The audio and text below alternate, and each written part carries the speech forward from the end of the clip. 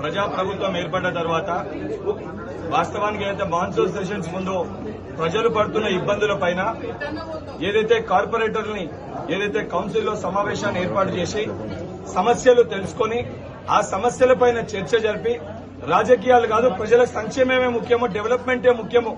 ఎందుకంటే ప్రతి కార్పొరేట్ కూడా 3.5 సంవత్సరాల క్రితం వాళ్ళు ఎలక్ట్ అయిన రోజుకెళ్లి ఇప్పటిదాకా ఏదైతే కౌన్సిల్లో ఏ రోజు కూడా అభివృద్ది దానిపైన గానీ ఏదైతే సంబంధించి వారి ప్రజల సమస్యలపైన గానీ పట్టించుకున్న దాఖలాలు లేక సిటీలో ఏదైతే ప్రతిసారి కూడా మాన్సూన్ సెషన్స్ ముందు ప్రజలు అనేక ఇబ్బందులు పడుతున్నారని చెప్పి ఆ ప్రతి సమస్యని పరిష్కరించాలని ఒక చిత్తశుద్దితోటి ఈ రోజు ఏదైతే కౌన్సిల్ ఏర్పాటు చేయడం జరిగింది. ఏదైతే డెవలప్మెంట్ అంశం పైన సమస్యలపైన మాట్లాడమన్నప్పుడు ఏ రోజు కూడా బీఆర్ఎస్ పార్టీకి సంబంధించిన ఎక్స్ ఆఫీషియోలు ఏ రోజు కూడా సభలో వాళ్ళు కనబడలేదు. కానీ ఈ రోజు ఎప్పుడైతే కొట్లాడాల్సిన అవసరం వచ్చినప్పుడు డెవలప్మెంట్ పైన కాకుండా రాజకీయాలు చేయాల్సిన అవసరం వచ్చినప్పుడు ప్రజల కోసం కాకుండా కల్వకుంట్ల కుటుంబం బాగు కోసము ఈ రోజు బీఆర్ఎస్ పార్టీలో ఉన్న ఎమ్మెల్యేలు వాళ్ళ ఎక్స్ ఆఫీషియో మెంబర్స్ అందరూ కూడా ఈ రోజు కౌన్సిల్లో వచ్చి కౌన్సిల్ ని నడవనీయకుండా చేస్తున్నారు. సూటిగా వారిని అడుగుతున్నా, మీరు డెవలప్మెంట్ వైపు ఉన్నారా? ఏదైతే ప్రజలు ఏదైతే మిమ్మల్ని గెలిపిస్తారో డెవలప్మెంట్ వైపు మీరు ఎమ్మెల్యేలు మీరు నిలుస్తున్నారా? లేదా ఇదే కల్వకుంట్ల మీ ట్విట్టర్ పీటర్ కేటీఆర్ గారు కేసీఆర్ గారు ఆదేశిస్తే ఇక్కడ వచ్చి కౌన్సిల్ ని జరపనివ్వకుండా అడ్డుకునే ప్రయత్నం చేస్తుందా? 3.5 సంవత్సరాలుగా కార్పొరేటర్లకి బడ్జెట్ లేదు, సమస్యలపైన మాట్లాడలేదు, సమస్యల పరిష్కారంపై దృష్టి పెట్టలేదు.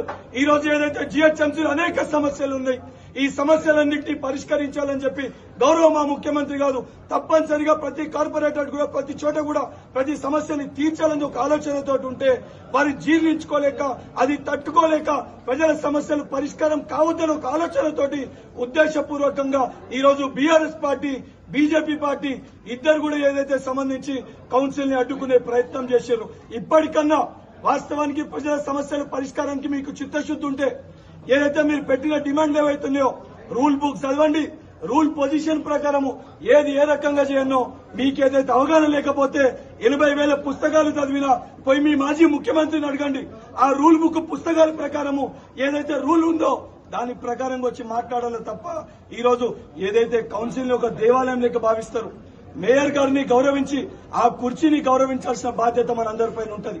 గతంలో ఏదైతే మొదటి సెషన్ లో మేము కూడా ఏదైతే కాంగ్రెస్ పార్టీ తరఫున రోజున ప్రసంగించినప్పుడు మేయర్ గారిని గౌరవించి ఒక బీసీ బిడ్డ మహిళ అన్నిటికంటే ముఖ్యంగా ఆ కుర్చీలో ఎవరు కూర్చున్నా వారిని గౌరవించి ఆ కుర్చీ గౌరవాన్ని కాపాడాల్సిన ఒక బాధ్యత ప్రతి ఒక్క కార్పొరేటర్ పైన ఉంటది. ఎందుకంటే ఆ కుర్చీ పార్టీలకు అతీతంగా ఆ కుర్చీ ఉంటది. ప్రతి ఒక్కరు కూడా సమన్వయం చేసి ఏదైతే సమానత్వంగా న్యాయం చేసే కుర్చీ కాబట్టి ఆ కుర్చీని కూడా అగౌరవపరచకుండా వాస్తవానికి ఏదైతే వారిని గౌరవిస్తూ మాట్లాడాలి అవన్నింటినీ మర్చిపోయి ఏదైతే వారు ఎన్నుకున్న నాయకులు చెప్పిన విధంగా బీఆర్ఎస్ పార్టీ నాయకులు ఏదైతే వివరించారో ఇప్పటికన్నా మీరు వివరించిన తీరుకి మీరు మేయర్ గారికి బహిరంగ క్షమాపణ చెప్పాలని చెప్పి డిమాండ్ చేస్తున్నారు.